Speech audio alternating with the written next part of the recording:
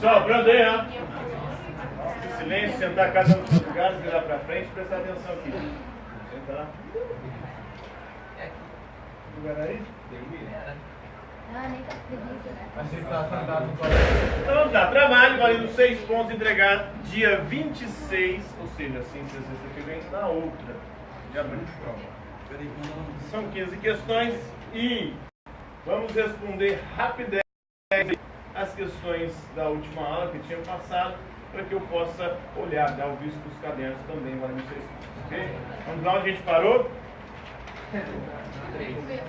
3, qual que é a pergunta? Hoje a gente passou e não vai dar tempo de olhar o caderno nesse tempo. Tá, vou corrigir rapidez. Vamos lá? Eu nem sei onde não. Vamos lá, 3, qual que é a pergunta? Que são as falsas noções responsáveis pelo insucesso da ciência?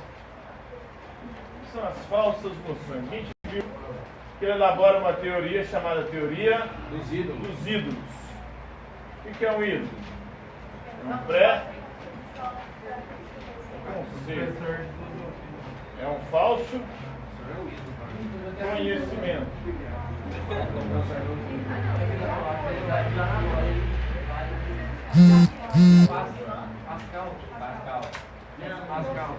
É uma falsa noção. Tanto faz a natureza, o time crença, Segundo ele, existem 4 tipos de ídolos. Quais são eles?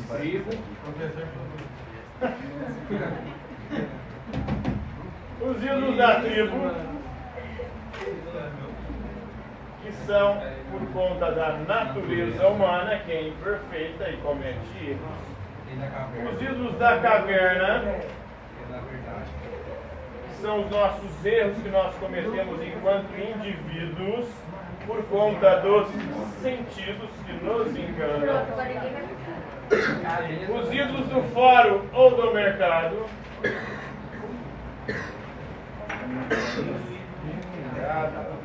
ídolos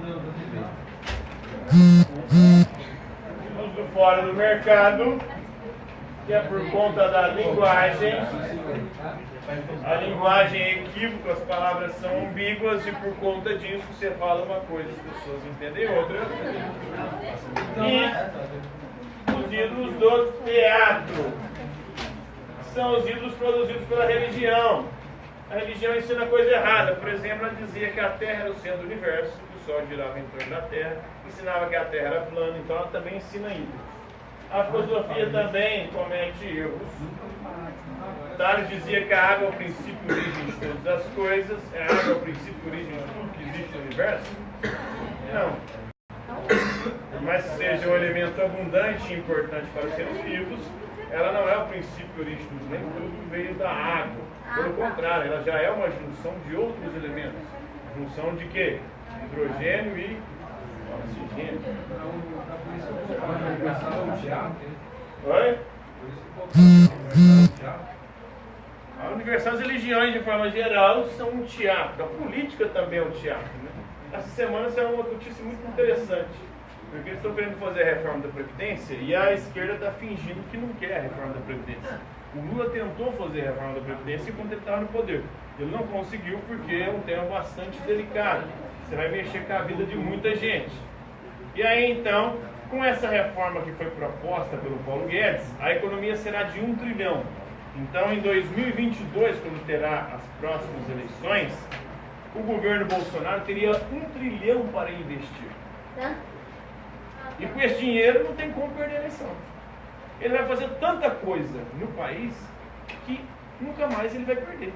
Ele vai conseguir colocar com os filhos, netos, bisnetos dele lá. Aí o que a esquerda vai fazer? Vai ir contra e tentar diminuir esse valor, né? Para chegar a uns 500 bilhões. Porque se ele tiver 1 trilhão lá na frente, todo mundo sabe que a reforma é necessária, mas se tiver 1 trilhão para investir, ele nunca mais perde eleição na vida. Então esse é o problema. Então é um teatro. Eles fingem que se opõem, mas na verdade eles querem a reforma da Previdência. Eles estão fazendo cena. Eles fingem que são inimigos, mas nos bastidores eles se reúnem, vão jantar juntos. Igual na época do julgamento do impeachment da Dilma. Teoricamente o Aécio e a Dilma eram os principais inimigos. Aí teve foto, tiraram foto dos dois conversando lá e os dois rindo, né? Com certeza o Aécio contando alguma piadinha pra ela, né? Então, na frente das câmeras eles parecem ser inimigos, eu ponho o Bolsonaro aí. Fazia aquele teatro todo, né? Como se fosse um sujeito homofóbico, racista, né? Defendendo coisas contra as minorias, agora ele está aí abanando. Ele sempre falou mal do Bolsa Família. Eu acabei de ler ali agora que o Bolsa Família vai aumentar esse ano para o seu maior valor da história. E vai ter o 13º. O cara meteu o pau no Bolsa Família a vida inteira e ganhou a eleição porque quem votou nele era contra o Bolsa Família. E agora, os que são a favor dele começaram a ser a favor do Bolsa Família. Pelo amor de Deus. É um bando de idiota que fica acreditando nesses palhaços que estão lá, velho. Esses palhaços que estão lá. E nós, idiotas, defendendo e brigando, rompendo a amizade, brigando a família por causa desses FDP. Então, é um teatro. Os ídolos do teatro, eles nos enganam, né? Ensinando essas coisas aí. Futebol também, né? O futebol mesmo. A política de 2013 para cá virou uma coisa assim, insana. As pessoas brigando, famílias se desintegrando, pessoas parando de conversar umas com as outras, perseguindo, fazendo virtual umas nas outras, assassinato de reputação.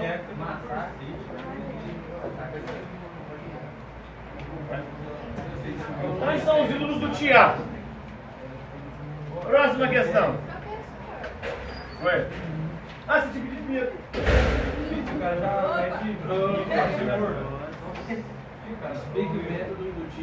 Método indutivo. O que é um método indutivo? É um método de conhecimento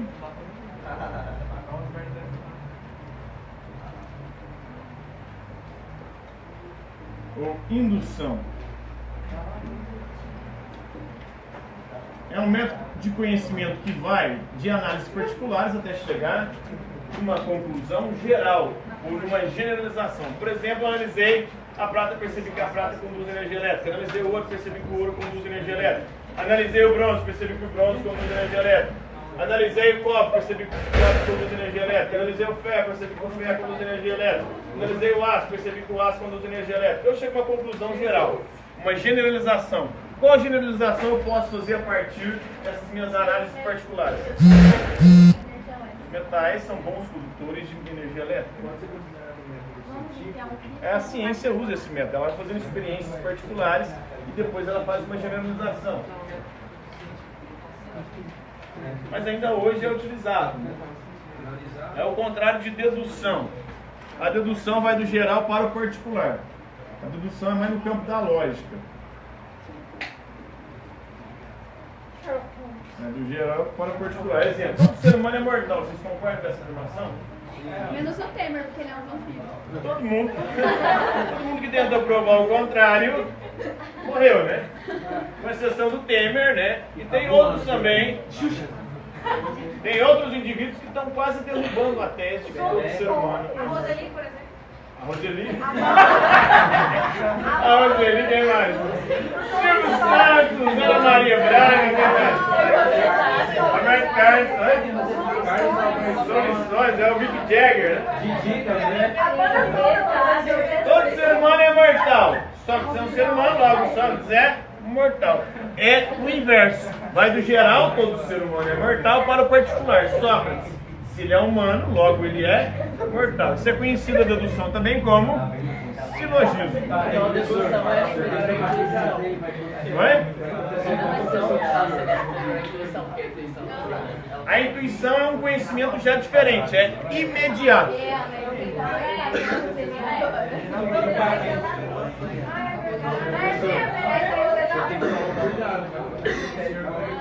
Ele não vai nem do particular para o geral, nem do geral para o particular. A intuição é quando do nada você entende as coisas, sabe? Intuição. A indução é do particular. Você pega do geral para Depende, né? Depende da coisa, da situação, da circunstância. O ser humano é mortal, pode ser, se você chegar a essa conclusão a partir de análises particulares, aí você inverte. Ou pode ser uma lei geral que independe da experiência. Mas chega todo ser humano é mortal. Pronto. Mas você não precisa de fazer experiência e sair matando as pessoas para chegar a essa conclusão. É só ser. Então, por isso, são duas formas de raciocínio diferentes. A ciência trabalha com as duas, mas essa aqui é mais usada na lógica, essa aqui mais na ciência. A intuição é um conhecimento imediato, aquela coisa que você tem, de repente, do nada, você entende tudo. Já aconteceu isso com você? Aí você liga todos os pontos, as coisas pareciam que não tinha conexão alguma. Agora isso se encaixa. Aí, temos um Sherlock Holmes aqui, né? Eu só consigo lembrar daquele.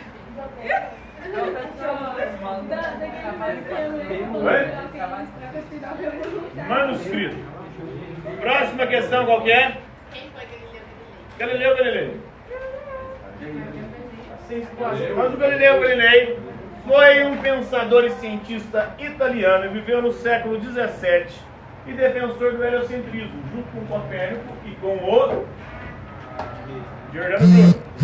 Ele elaborou também uma teoria chamada teoria da queda livre dos corpos. O que diz a teoria da queda livre dos corpos? Vocês sabem?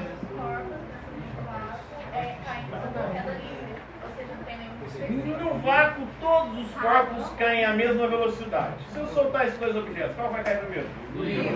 Por quê?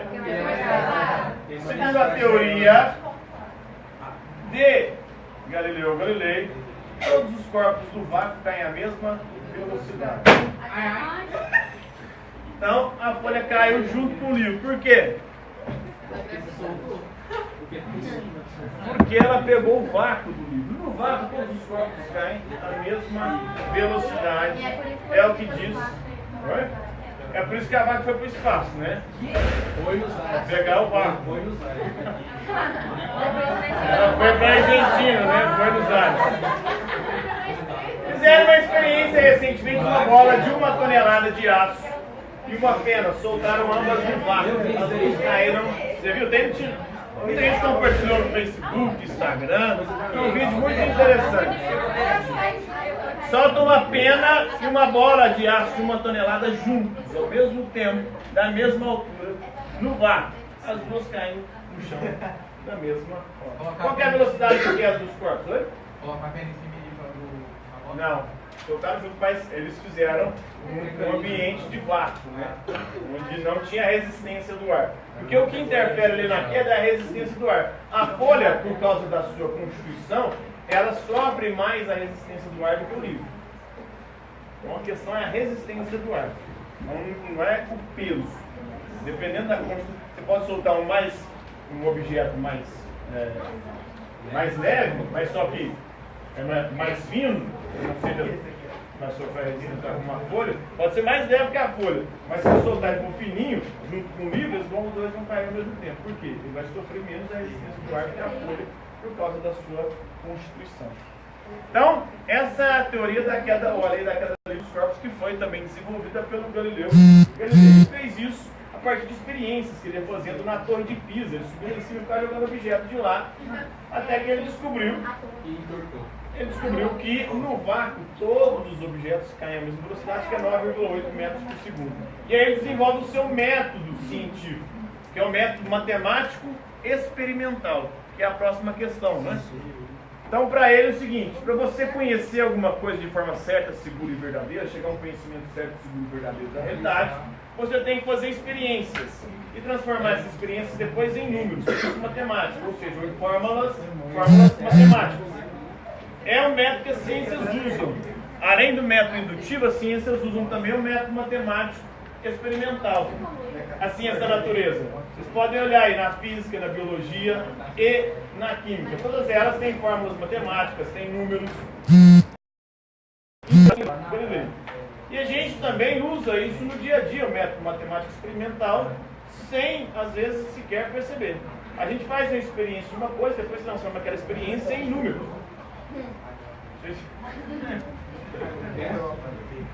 Ela já começou a rir aqui, né? Ela já anteviu a piadinha, né? Porque a gente faz essa experiência cotidianamente e depois transforma ela em números. Por exemplo, você já experimentou alguma coisa e depois transformou aquilo em quantos centímetros era a sua experiência? Não? Piadinha promíscua. Então, é isso aí. Esse é o método matemático experimental do Galileu Galilei. Próxima questão. Quem foi Isaac Newton?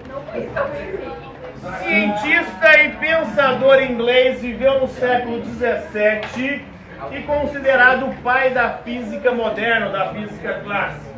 Ele é considerado o pai da física clássica porque elaborou as leis da física, ou descobriu as principais leis da física. Quais são as leis da física de Newton? As 3 leis. Inércia, todo o corpo em repouso.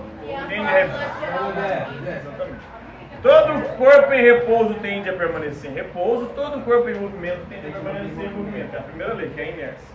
A segunda lei da física é força é igual a massa vezes aceleração. Isso. E a terceira lei é ação e reação. Mas também elaborou a principal lei, que é a lei da gravitação universal, ou a lei da gravidade, que diz o seguinte: quanto maior um corpo, maior o poder de atração que ele exerce sobre os outros corpos. Então, por isso que a Terra orbita o Sol. Ela está a uma distância propícia para que o Sol exerça uma atração sobre ela, ela passa a girar em torno do Sol. A Lua gira em torno da Terra, também por conta disso. Lançamos satélites numa distância propícia para que o satélite passe a orbitar a Terra. Se mandasse mais baixo, o que ia acontecer? Seria atraído para o centro. Se a Terra estivesse mais perto do Sol, seria atraído para o centro do Sol. Se a Lua estivesse mais perto da Terra, seria atraída para o centro da Terra. Então está numa distância propícia para orbitar. Se estivesse mais longe, não sofreria nenhuma atração e aí ambos ficariam à deriva. Então, essa é a lei da gravidade, ou lei da gravitação universal. E qual é a diferença entre a lei da gravidade e a lei da gravidez? Você sabe? A lei da gravidade diz que quanto maior um corpo, maior o poder de atração que ele exerce nos outros corpos. Vocês percebem isso no dia a dia? Quanto maior um corpo, mais atraído por ele vocês se sentem. Quanto maior um corpo, maior o poder de atração que ele exerce sobre os outros corpos. É a lei da gravidade. Já a lei da gravidez diz que não importa o tamanho do corpo. Meu Deus. A gravidez vem do mesmo jeito. E é por isso que na Ásia tem tanta gente. É o continente mais populoso do mundo. Por quê? Acabou não, né? Quem disse a frase saber é poder? O Bacon. Francis Bacon. Tem a ordem do universo, né? Segundo Newton, o universo funciona de forma ordenada, organizada, simples e uniforme. É uma máquina, exatamente. É tipo um relógio. Funciona de forma regular, uniforme, simples, de acordo com essas leis que nós acabamos de falar sobre elas. Que é a lei, né, as 3 leis básicas da física, a lei da gravitação.